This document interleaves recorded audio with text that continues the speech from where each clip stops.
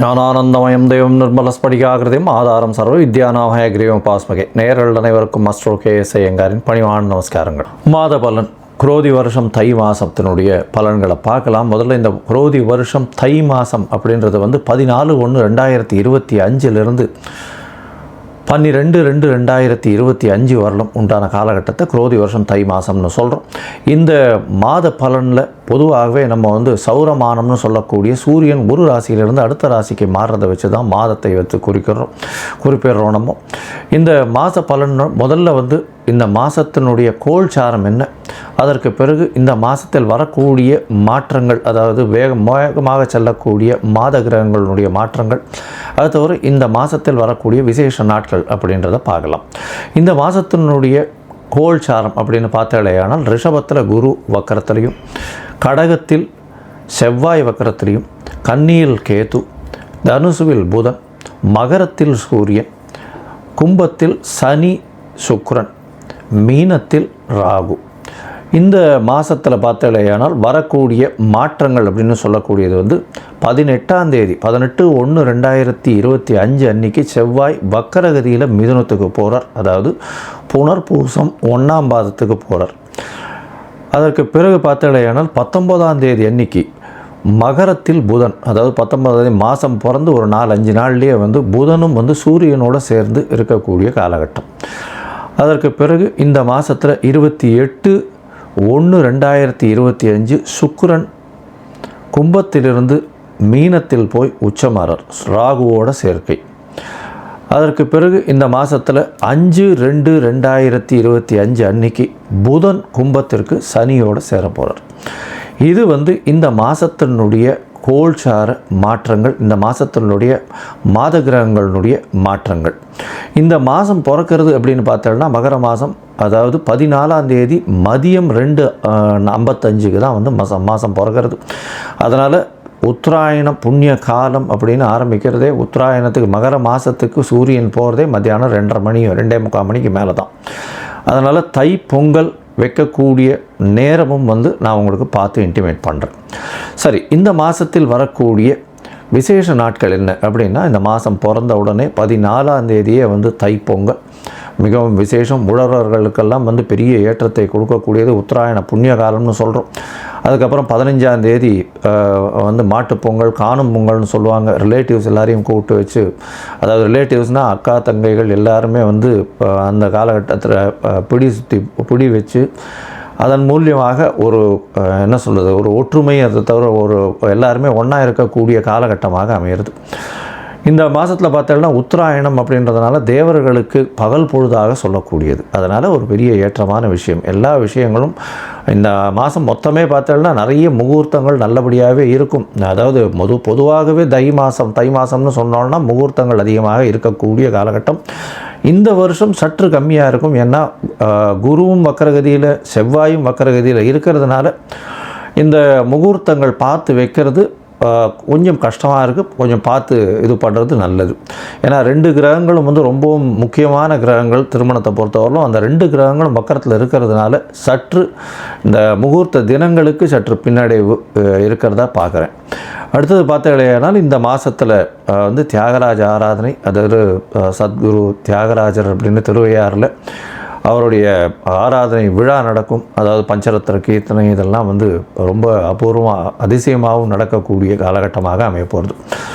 இந்த வருஷம் பார்த்தோன்னா அது தியாகராஜ ஆராதனை 18/1/2025 அன்றைக்கி இது வருது.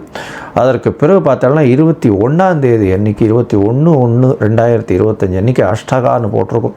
அதாவது அஷ்டகா அன்வஷ்டகா அப்படின்றது சப்தமி அஷ்டமி நவமி இந்த 3 தினங்கள் மார்கழி தை மாசி பங்குனி இந்த 4 மாதங்களும் தர்ப்பணம் பண்ணுறது. இந்த வருடத்திற்கு 96 தர்ப்பணம்னு சொல்லக்கூடியதில் இந்த 12ம் அடங்கும். அது ரொம்ப முக்கியமான விஷயம்.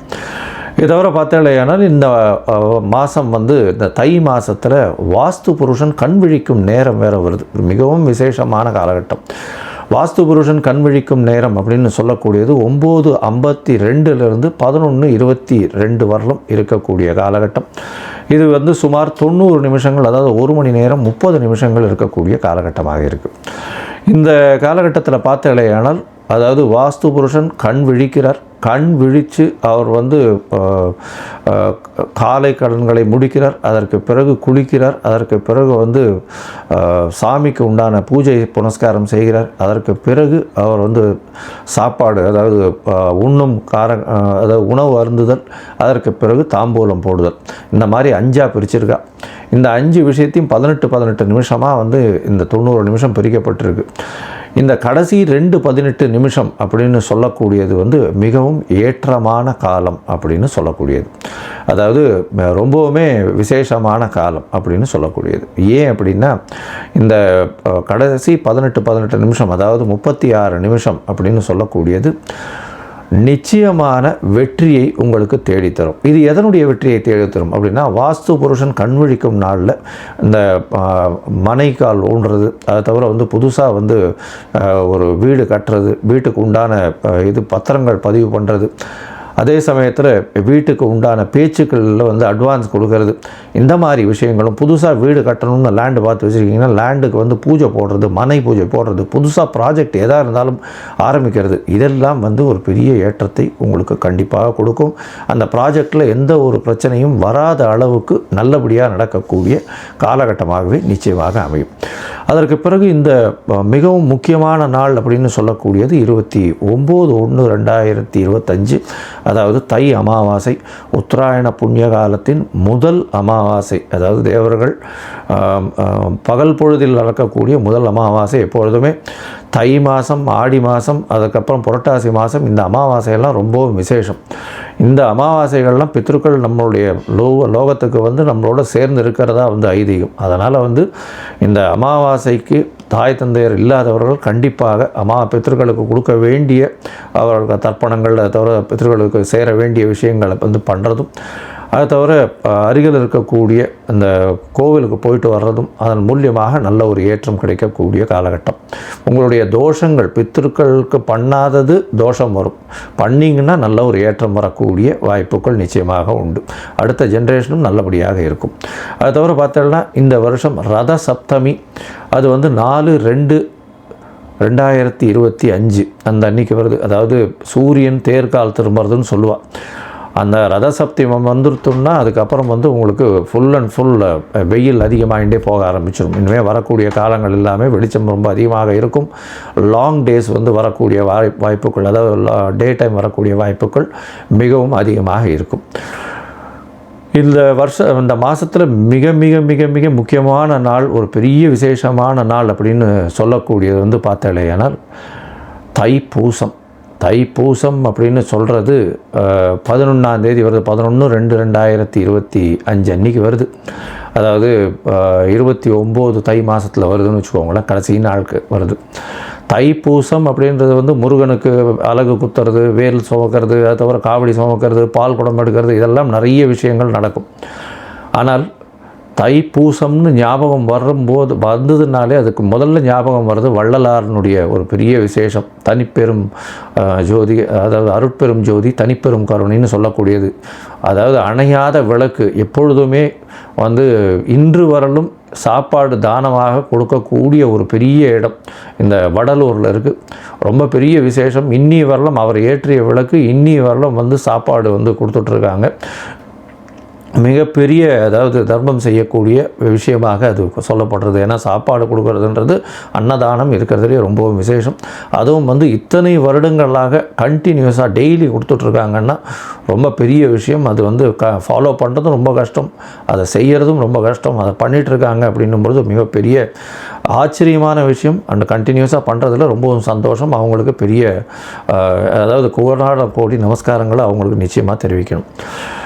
இப்போது மேஷம் முதல் மீனம் வரை இந்த தை மாதத்தின் பலன்களை பார்ப்போம். அதற்கு முன்னாடி உங்கள் எல்லோருக்கும் என்னுடைய பொங்கல் திருநாள் நல்வாழ்த்துக்கள். அதை தவிர இந்த உத்தராயண புண்ணியகாலம் நல்லபடியாகவே நல்ல மாற்றங்களோடும் ஏற்றங்களோடும் உங்களுக்கு பிறக்கணும்னு நானும் ஆண்டவனை வேண்டிக்கிறேன். உங்கள் எல்லாருக்கும் ஆசீர்வாதங்கள். இந்த மாதத்தில் பார்த்தாலேயானால் நிறைய முகூர்த்தங்கள் வரணும். ஆனால் இந்த சற்று முகூர்த்தங்கள் கம்மியாக இருக்குது. இளைஞர்கள் கல்யாணத்துக்கு பார்த்து கொண்டிருக்கிறவர்களுக்கு நல்லபடியாக கல்யாணம் வரணும் அப்படின்றத வேண்டிக்கிறோம். சரி, இப்போ மேஷம் முதல் மீனம் வரை உண்டான ராசிகளுக்கு என்னென்ன பலன்கள் அப்படின்றத பார்ப்போம். அதற்கு முன்னாடி என்னுடைய மொபைல் நம்பர் ஸ்க்ராலிங்கில் போயின்னு இருக்கும். உங்களுக்கு ஒருவேளை ஏதாவது அஸ்ட்ராலாஜிக்கல் கன்சல்ட் தேவைப்படுமேயாயின் நீங்கள் எனக்கு ஃபோன் பண்ணுங்க. உங்களுடைய date, time, place of birth, உங்களுடைய அதாவது பெயர், உங்களுடைய தாய் தகப்பனார் பெயர் வரலும் எனக்கு அனுப்புங்க.